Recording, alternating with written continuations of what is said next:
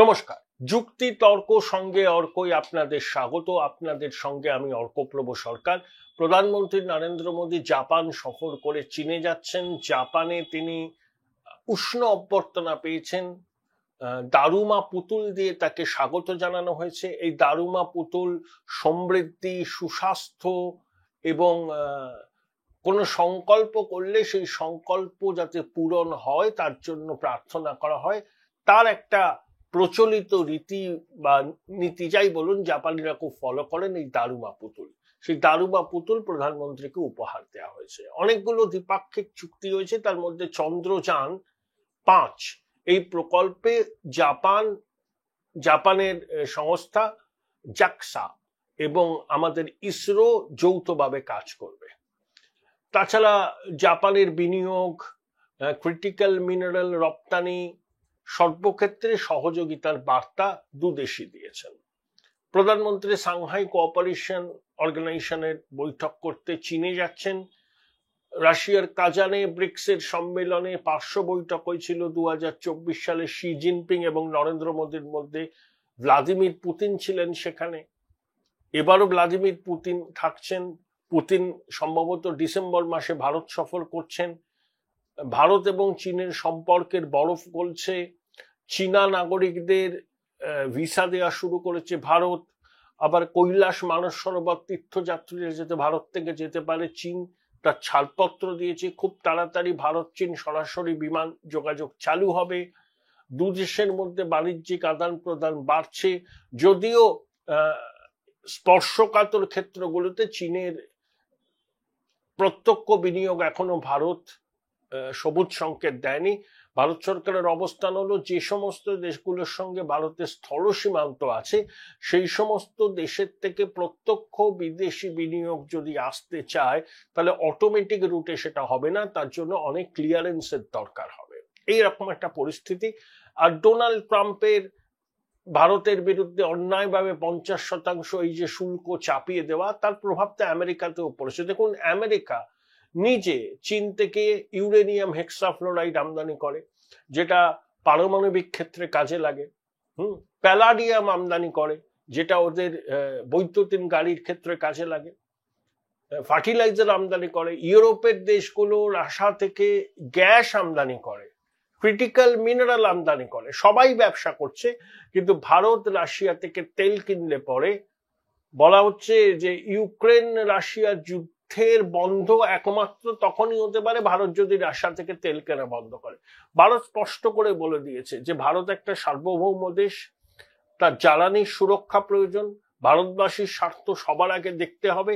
ভারত বিভিন্ন জায়গা থেকে তেল কিনবে, সেটা ভারতের নিজস্ব সিদ্ধান্ত। আমেরিকার অভিযোগ, ভারত সস্তায় ক্রুড অয়েল আমদানি করে পরিশোধিত পেট্রোলিয়াম প্রোডাক্ট বিদেশে রপ্তানি করে প্রচুর টাকা রোজগার করছে, এবং রাশিয়া থেকে এই যে ক্রুড ভারত আমদানি করছে, যে টাকার আশা পাচ্ছে, সেটা তাদের ইউক্রেন যুদ্ধে তহবিল জোগাতে সহযোগিতা করছে। এইটা আবহ। আর আমেরিকার মধ্যেই ডোনাল্ড ট্রাম্প প্রশাসনের এই সিদ্ধান্ত ঘিরে বিতর্ক হচ্ছে। নিউ ইয়র্ক টাইমসে প্রবন্ধ লিখে ডোনাল্ড ট্রাম্পের এই সিদ্ধান্তকে তুগলকি বলা হয়েছে। আমেরিকার সঙ্গে কিন্তু একটা আলোচনা চলছে, সেটা খুব প্রকাশ্যে না হলেও ব্যাক চ্যানেল চলছে, এবং সবাই বলছেন যে ডোনাল্ড ট্রাম্প বেশি দিন তারা এই সিদ্ধান্তে অনড় থাকতে পারবেন না। একসঙ্গে ভারতের বৃহৎ বাজার, এবং ভারত হচ্ছে আমেরিকার স্ট্র্যাটেজিক পার্টনার, স্ট্র্যাটেজিক অ্যালায়েন্স আছে, এবং ভারত আমেরিকার সম্পর্ক অবনতি যদি এমন পর্যায়ে যায় তাহলে ভারত, চীন, রাশিয়া অক্ষ আমেরিকার কাছে খুব চ্যালেঞ্জিং হবে, এটা অনেকে বলছেন। কিন্তু ট্রাম্প যেহেতু এখনো তার সবকটা তাস উন্মুক্ত করেননি, তাই এখনো এই বিষয়ে চূড়ান্ত কিছু বলার জায়গায় আমি অন্তত নেই, অনেক এক্সপার্টও নেই। ভারত সরকার বলছে যে অন্যান্য দেশেও বাজার খুঁজতে হবে যেখানে ভারতের উৎপাদিত পণ্যকে তারা রপ্তানি করতে পারে। এইরকম যখন পরিস্থিতি, দেশের অভ্যন্তরীণ পরিস্থিতি, জিওপলিটিক্যাল সিচুয়েশন, যদিও এপ্রিল থেকে জুন এই কাল পর্বে বৃদ্ধি 11টা কোয়ার্টারের মধ্যে সব থেকে বেশি হয়েছে, 7.4%। ভালো বর্ষা, ফার্মিং সেক্টরের অগ্রগতি, সার্ভিস সেক্টর ভালো ফল করেছে, মাইনিং, ইঞ্জিনিয়ারিং ভালো ফল করেছে, তাই এই বৃদ্ধির হারটা আমরা দেখেছি। কিন্তু আমেরিকার সঙ্গে শুল্ক যুদ্ধ একটা অস্বস্তি বাড়াচ্ছে, একটা আশঙ্কার কালো মেঘও ঘনিয়ে আসছে। বিশেষ করে H1B ভিসা নিয়ে আমেরিকার কি সিদ্ধান্ত হয় তার উপর অনেকখানি নির্ভর করছে। এই আবহে জুলাই মাসের 1 তারিখ থেকে অগস্ট মাসের 14 তারিখ পর্যন্ত সি ভোটার এবং ইন্ডিয়া টুডে তাদের মুড অফ দ্য নেশন সমীক্ষা করেছে। Mood of the nation India Today group বিগত 2 দশক ধরে করছে। তাতে অনেকগুলো অ্যাসপেক্ট আছে, আমি সবকিছুর মধ্যে যাচ্ছি না। 2-3টে মূল্যবান কথা বলি যেটা আমার কাছে মনে হচ্ছে আপনাদের সঙ্গে শেয়ার করা খুব দরকার। প্রধানমন্ত্রী নরেন্দ্র মোদীর অ্যাপ্রুভাল রেটিং এখনো 58%। 11 বছর তিনি দেশের প্রধানমন্ত্রী, কিন্তু তার প্রধানমন্ত্রিত্বকে সিলমোহর দিচ্ছেন দেশের 58% মানুষ। 11 বছর প্রধানমন্ত্রী থাকার পর একজন রাজনৈতিক নেতার যদি অ্যাপ্রুভাল রেটিং 58% হয়, সেটা নরেন্দ্র মোদীর কাছে শ্লাঘার বিষয়। প্রধানমন্ত্রী হিসেবে ভারতবাসী কাকে চান? 52% মানুষ বলেছেন নরেন্দ্র মোদীকে চান, 25% মানুষ বলেছেন রাহুল গান্ধীকে চান। বিজেপির মধ্যে নরেন্দ্র মোদীর উত্তরসূরি কে হতে পারে? জোর টক্কর চলছে কেন্দ্রীয় স্বরাষ্ট্রমন্ত্রী অমিত শাহের সঙ্গে উত্তরপ্রদেশের গেরুয়াধারী মুখ্যমন্ত্রী যোগী আদিত্যনাথের। দুজনেই একদম নেক টু নেক লড়াইয়ে আছেন। আর এই মুহূর্তে ভোট হলে কি হবে? এই মুহূর্তে ভোট হলে এনডিএ পাবে 47% ভোট, আইএনডিআই এ জোট পাবে 41% ভোট। বিজেপি কত পার্সেন্ট ভোট পাবে? 41%। কংগ্রেস কত শতাংশ ভোট পাবে? 21%। এনডিএর আসন সংখ্যা কত হতে পারে? এই মুহূর্তে ভোট হলে 324। 2019-এ তারা 353 পেয়েছিল এনডিএ, আর 24-এ তাদের আসন কমে এসেছিল বিলো 300। এই মুহূর্তে ভোট হলে এনডিএ পাবে 324টি আসন, আর ইন্ডিয়া জোট পাবে 208টি আসন। বিজেপি কটি আসন পেতে পারে এককভাবে? India Today mood of the নেশনের সমীক্ষা বলছে 260টি আসন। মানে 2024-এ লোকসভা নির্বাচনে বিজেপি 240 পেয়েছিল, 2014-এ তারা পায় 282টি আসন, 2019-এ 303, 2024-এ 240। India Today mood of the নেশনের সমীক্ষা বলছে এই মুহূর্তে ভোট হলে বিজেপি এককভাবে পেতে পারে 260টি আসন। কংগ্রেস 2014-এ পেয়েছিল 44টি আসন, 2019-এ পেয়েছিল 52টি আসন, 2024-এ পেয়েছিল 99টি আসন। তাহলে 2014, 19 এবং 24 এই 3টে লোকসভা নির্বাচনে কংগ্রেসের মোট আসন সংখ্যা বিজেপির 2024-এর 240টি আসনের থেকেও কম। আর এই মুহূর্তে ভোট হলে India Today mood of the nation বলছেন সি ভোটারের সহযোগিতায় 2 লক্ষ লোকের সঙ্গে কথা বলে ভারতের সবকটি পার্লামেন্টারি কনস্টিটিউয়েন্সিতে গিয়ে তারা সমীক্ষা করে বলছে এই মুহূর্তে ভোট হলে বিজেপি পেতে পারে 260টি আসন, কংগ্রেসের আসন দুটো কমে হতে পারে 97টি আসন। তাহলে বিজেপির আসন বাড়বে 20টি, কংগ্রেসের আসন কমবে 2টি। এটা সি ভোটার এবং ইন্ডিয়া টুডের সমীক্ষার দাবি। অর্থাৎ স্পষ্ট ভারতবর্ষে বিজেপি যুগ শুরু হয়ে গেছে এবং নরেন্দ্র মোদীর অ্যাপ্রুভাল রেটিং 11 বছর ক্ষমতায় থাকার পরও 58%। এই প্রবণতা যদি বজায় থাকে 2029-ও ড্যাং ড্যাং করে জিতবে বিজেপি বা এনডিএ। প্রথম কথা দেখুন, আমেরিকার সঙ্গে সংঘাত, আমেরিকার হঠাৎ করে 50% শুল্ক চাপিয়ে দেওয়া, অপারেশন সিন্দুর, জিওপলিটিক্যাল টেনশন, এই সবকিছু সত্ত্বেও মোদিজির অ্যাপ্রুভাল রেটিং 58%। এবং এই মুহূর্তে ভোট হলে এনডিএ ড্যাং ড্যাং করে জিতবে। বিজেপির আসন সংখ্যা বাড়বে 20টা। এ হচ্ছে দেশের সার্বিক ছবি। বিজেপির পক্ষে এটা খুবই আশাব্যঞ্জক খবর। এই খবরকে বা এই পরিস্থিতিকে পুঁজি করে তারা পশ্চিমবঙ্গে কতটা কি করতে পারবে সময় বলবে। 2024 সালে তৃণমূল এবং বিজেপির শতাংশের বিচারে ভোটের ফারাক ছিল 7%। তারপর বাংলাদেশের ঘটনা, সেখানে হিন্দু নিগ্রহ, মালদা মুর্শিদাবাদের ঘটনা, পাহেলগামে ধর্ম পরিচয় বেছে জঙ্গিদের সনাতনীদের খুন করা, অপারেশন সিন্দুর, এখানে মেরুকরণটাকে একদম সম্পূর্ণ করেছে। এই মুহূর্তে ভোট হলে তৃণমূল এবং বিজেপির ভোটের পার্সেন্টেজের ফারাক থাকবে 2%। এখনো 8 মাস বাকি আছে। এসআইআর হবে। তৃণমূলের হিসাব 70 লক্ষ নাম বাদ যাবে, তার মধ্যে অধিকাংশই তৃণমূলের ভোট ব্যাংক।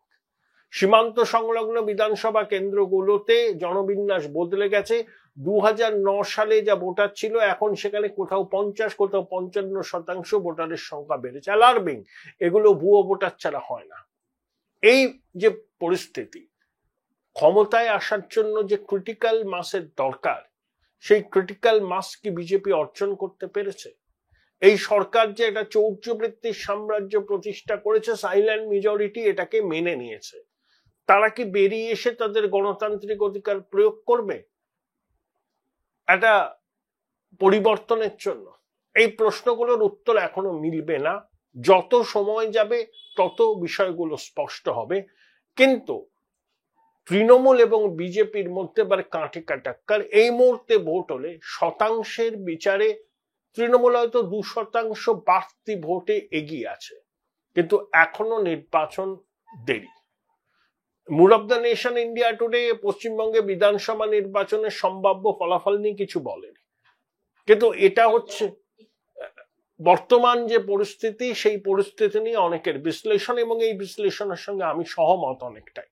এই বিষয় নিয়ে কথা বলেছিলাম প্রবীণ বিজেপি নেতা তাপস রায়ের সঙ্গে। তিনি কি বললেন শুনে নিন। তবে India Today mood of the nation পশ্চিমবঙ্গে বিধানসভা নির্বাচনের সম্ভাব্য ফলাফল নিয়ে কিছু প্রেডিক্ট করেনি। বিধানসভার নির্বাচন হবে সম্পূর্ণ অন্য আঙ্গিকে। 15 বছরের প্রতিষ্ঠান বিরোধিতা, ধাক্কা শাসক দলকে সামলাতে হবে, এবং তার উপরে এই দুর্নীতির প্রাতিষ্ঠানিকীকরণ সহ সম্পূর্ণ মেরুকরণের আবহে ভোট হবে। কি বললেন তাপস বাবু, শুনে নিন। তাপসদা, India Today mood of the Nation ওরা সমীক্ষা করে প্রতি 6 মাস অন্তর। দীর্ঘ 2 দশকেরও বেশি সময় ধরে এই কাজটা ওরা করছে। তা জুলাই মাসের 1 তারিখ থেকে অগাস্ট মাসের 14 তারিখ পর্যন্ত দেশের 543টা লোকসভা কেন্দ্রে 2 লক্ষের বেশি মানুষের সাথে কথা বলে তারা একটা সমীক্ষা করেছে। তাতে উঠে আসছে যে এই মুহূর্তে ভোট হলে বিজেপি এককভাবে দেশে পাবে 260টা আসন, কংগ্রেস পাবে 97টা আসন, বিজেপির বা এনডিএর বিজেপির প্রাপ্ত ভোট হচ্ছে 41%, কংগ্রেসের হচ্ছে 21%। কিভাবে ব্যাখ্যাটা করছেন? না, বিষয়টা হলো যে ইন্ডিয়া টুডের সমীক্ষার তো একটা নিশ্চয়ই গুরুত্ব আছে। যদিও এই সংস্থা অনেকে বলে নিরপেক্ষ, আমি বলি কিছুটা একটু বিজেপি বিরোধী, মোদিজি বিরোধী। তথাপি আমি বলছি যে আগামী 20 বছর, এটা আমি দেখেছি, এটা আমি জানি, এটা আমি শুনেছি, আগামী 20 বছর আমি বলছি 20টা বছর আমি দেখতে পাচ্ছি যে কংগ্রেসের কোনো সুযোগই নেই। আর রাহুল গান্ধীকে দিয়ে যে হবে না সেটা কংগ্রেসীরাও বোঝে, আর ভারতবর্ষের মানুষ তো দূরের কথা। মোদিজি এবং বিজেপির যে দেশের ব্যাপারে, উন্নয়নের ব্যাপারে এবং ভারতবর্ষের কে যে বিশ্বের সর্বক্ষেত্রে যে তুলে নিয়ে যাওয়ার ব্যাপারে যে ভূমিকা পালন করছে বিজেপি গভর্নমেন্ট, এবং অবশ্যই এখন মোদিজির নেতৃত্বে 11 বছর, তার তো কোনো তুলনা হয় না, তার কোনো তুলনা নেই।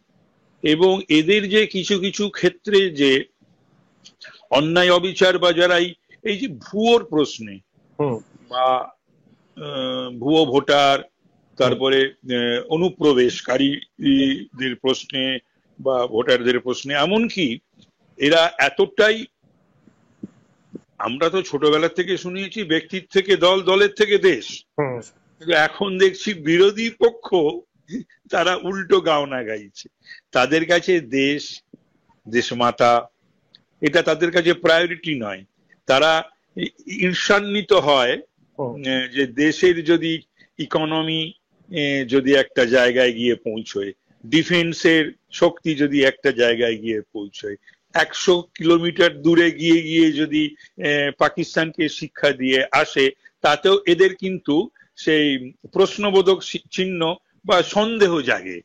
হ্যাঁ, তো এইগুলো কিন্তু ভারতবাসী হিসাবে, যারা ভারতীয় হিসেবে গর্ববোধ করে, এইগুলো ব্রিটিশ আমলেও সে যখন লড়াই করছে, প্রাণ দিচ্ছে, আত্মাহুতি দিচ্ছে, কালাপানি, আন্দামান, সেই সময় তো কিন্তু ব্রিটিশের দালাল ছিল। আর এখন এই মোদিজির বিরোধিতা, বিজেপির বিরোধিতা করতে গিয়ে এই ইন্ডি জোট এরা পিন্ডি চটকে দিচ্ছে। সেখানে তৃণমূলও রয়েছে। প্রধানমন্ত্রী থাকার পরেও মোদিজির অ্যাপ্রুভাল রেটিং 58%। মোদিজির তো আমি বলছি, মোদিজি যত দিন যাচ্ছে ভাবা যায় না যে তার পপুলারিটি, জনপ্রিয়তা কোন জায়গায় তিনি নিয়ে যাচ্ছেন সর্বস্তরের মানুষের কাছে। এবং আমি বলি যে বিজেপির তো একটা ভোট ব্যাংক আছেই আছে, ছিল, আছে, থাকবে। মোদিজি নিজে একটা পার্সেন্টেজ ভোট ক্যারি করেন, নিজস্ব ভোট একটা, একদম সেটা মোদিজিকে দেখে, মোদিজির জন্য ভোটটা মানুষ দেয়। একটা ভাবা যায় নাকি একদিকে মোদিজি আর একদিকে রাহুল গান্ধী, এটা কোনো কম্পেয়ার? কোনো কম্পেয়ার? মমতা বন্দ্যোপাধ্যায়ের ইন্ডি জোটের নেতা হিসাবে অ্যাপ্রুভাল রেটিং 6 না 7%। কি বলবেন? না না, আমি এটা লিখে দিতে পারি যে কখনো কোনোদিন ইন্ডি জোটে নেতৃত্ব দেওয়ার যে সিদ্ধান্ত কোনোদিনই হবেও না মমতা ব্যানার্জির পক্ষে। মমতা ব্যানার্জি কোনোদিন ইন্ডি জোটের নেতৃত্ব দিতে পারবেন না। তার কারণ হচ্ছে উনি এতবার, এত ঘটনার পরিপ্রেক্ষিতে, সে পার্লামেন্টের প্রশ্নে হোক, সে বাইরের প্রশ্নে হোক, মানে এনডিএর প্রশ্নে হোক কতবার, ইউপি এর প্রশ্নে কতবার, এই সমস্ত করে উনি যেটা যে জায়গায় নিজেকে নিয়ে গেছেন, তাতে আমার মনে হয় যে ভারতবর্ষের অন্যান্য যে সমস্ত জাতীয় দল তো একটাই, আর যে বিভিন্ন যে সমস্ত দল রয়েছে, লোকাল যে সমস্ত স্টেট পার্টিজ এবং রিজিওনাল পার্টিজ রয়েছে, তারা ওনাকে বিশ্বাস করে বলে আমার মনে হয় না।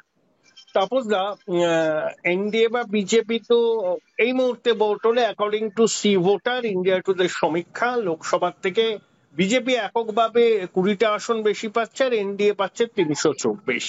What about West Bengal? 26-এ বিধানসভা ভোট, এখনো তৃণমূল বিজেপির ভোটের ফারাক 6 থেকে 7%। তাহলে আমি বলছি যে সেটা তো 24-এর পরে যে পরপর পরপর কতগুলো ঘটনা ঘটে গেল, ভয়ঙ্কর ভয়ঙ্কর, যা কখনো কোনোদিন পশ্চিমবাংলার মানুষ ভাবেনি, প্রত্যক্ষ করলো সেগুলো। তো সে সমস্ত প্রশ্নে আর আমি বলি যে 9 এবং 11 সালে যে ভূমিকাটা ইসিআই এর ছিল, ইলেকশন কমিশন অফ ইন্ডিয়া, এবং 2009-এর পার্লামেন্ট এবং 2011-র বিধানসভায় যে ভূমিকা ছিল সেন্ট্রাল ফোর্সের, করুণা দয়া করার নয়, মানুষকে ভোট দেওয়ার সুযোগ করে দেওয়া, ভয় ভীতি সন্ত্রস্ত যে মানুষ তাদের সেটা কাটানো, এটাই তো কাজ ইলেকশন কমিশনের। এবং সেন্ট্রাল ফোর্স ডিপ্লয়মেন্ট কি জন্য হয়? তারা তো এখানে দাঁড়িয়ে থাকবে দল পুতুলের মতন, তার জন্য নয়। সেইগুলো যদি হয়, আশা করি হবে, এবং এসআইআর যদি হয়, তাহলে পরে আমি বলছি এই গভর্নমেন্ট থাকার বা গভর্নমেন্টকে রাখার 1 মিনিটের জন্য প্রশ্ন থাকবে না। মানুষ তৃণমূল বিরোধী হয়ে গেছে, এবং আমার মনে হয় সমস্ত স্তরের মানুষই, জাতপাত ধর্ম বর্ণ নির্বিশেষে তৃণমূলের বিরুদ্ধেই, এবং তৃণমূলের বিরুদ্ধেই ভোট দেবে। আমার একটা শেষ প্রশ্ন, অনেকে বলেন যে বিরোধী হিসাবে বিজেপির ভূমিকা খুব একটা দৃশ্যমান নয়, বিজেপি কিছু লোক দেখানো আন্দোলন করে, ওরা রাজপথেই থাকে কিন্তু লেন বাই লেনে ঢুকতে পারছে না, আর তৃণমূলের সংগঠনের তুলনায় কিছু জেলা বাদ দিয়ে বিজেপির সংগঠন পাতে দেওয়ার যোগ্য নয়। তাহলে আপনাদের ভোটারকে ভোট কেন্দ্রে তো পৌঁছতে হবে, সেটা তো দায়িত্ব না সংগঠন। না, এটা সঙ্গে আমি সম্পূর্ণ একমত নই। এটা ভালোই হচ্ছে বলছে, তাতে কি হচ্ছে, যারা এটা বলছেন বা সমালোচনা করছেন তারা বিজেপির উগ্র সমর্থক, বিজেপির ভালো চায় বা তৃণমূল বিরোধী, তাই এই কথাগুলো বলছেন যাতে আমরা আরো চার্জ হই, আমাদের কর্মী সমর্থক আরো চার্জ হয়, সেই জন্য এই কথা বলছে। কিন্তু আমি বলি যে গণদেবতাই কিন্তু শেষ কথা বলে, আসল হচ্ছে গণদেবতা। 1977 সালেও কিন্তু সিপিএম কিন্তু প্রফুল্ল সেনের কাছে 100টা আসনের ভিক্ষা করেছিল এবং প্রফুল্ল সেন সেগুলো দূর দূর করে তাড়িয়ে দিয়েছিলেন। ক্ষমতায় এসেছিল বামফ্রন্ট, সিপিএম প্রভাবিত। 2011তেও আমি বরানগরের সব জায়গায় ইয়ে দিতে পারিনি, পোলিং দিতে পারিনি, কি বলে এজেন্ট, এবং সেখানে কিন্তু ওই মানুষকে টেনে নিয়ে গিয়ে ভোট করিয়েছিল যদি বলি তৃণমূলীরা, এটা অর্ধসত্য হবে। মানুষই কিন্তু দেখেছিলাম ভোরবেলার থেকে লাইন দিয়ে তারা কিন্তু পরিবর্তনের জন্য ভোট দিয়েছিল ওই 230টি বুথে, এবং যার ফলে একটা ওই রেড ব্যাশন, সেখান থেকে আমি ভাবা যায় না যেখানে কখনোই বাম ছাড়া অন্য কোনো প্রার্থী জয়লাভ করেনি, এবং যেখানে গোড়াপত্তন করেছিলেন 600 বার কনজিকিউটিভ টার্ম জ্যোতি বোসের মতন একজন প্রবাদ প্রতিম একজন নেতা। তো সুতরাং আমি এইগুলোর সঙ্গে সম্পূর্ণভাবে একমত নই। গণদেবতারা যদি চায় কোনো সরকারকে, কোনো ব্যক্তিকে রাখবো না, তাহলে ওরা উল্টিয়ে দেবে। এবার কি 2011-র আগের মতো পরিস্থিতি বাংলায় আছে বলে আপনার মনে হচ্ছে? তার থেকেও খারাপ। আমি বলছি যে সিপিএম এর আমলে আমি এইরকম প্রশাসন, এইরকম পুলিশ, এইরকম সাধারণ দেখিনি। এখন যেটা মানুষ দেখছে, এবং একটা সরকার বা একটা মুখ্যমন্ত্রী সরাসরি ভুয়ো ভোটারের পক্ষে, অনুপ্রবেশকারীর পক্ষে, একসময় উনি অন্য কথা বলতেন, আজকে অন্য কথা বলছেন। এই চাকরি বিক্রি বা যারা এই সমস্ত মানে কি বলবো এই অন্যায় অবিচার করেছে, এই যারা তাদের পক্ষে, এবং 100 কোটি টাকা খরচা করছে হাইকোর্টে, সুপ্রিম কোর্টে, শেখ শাহজাহানের পক্ষে, কেষ্টমন্ডলদের পক্ষে। তো এইটা কিন্তু এইভাবে কিন্তু প্রকাশ্যে কখনো কোনো রাজ্য সরকার এর পূর্বে বা কোনো মুখ্যমন্ত্রী এর পূর্বে এইভাবে এই সমস্ত এলিমেন্টদের পাশে দাঁড়ায়নি। Thank you Tapas da, thank you, welcome. Join Indian Institute of Hotel Management now. Right choice, right decision.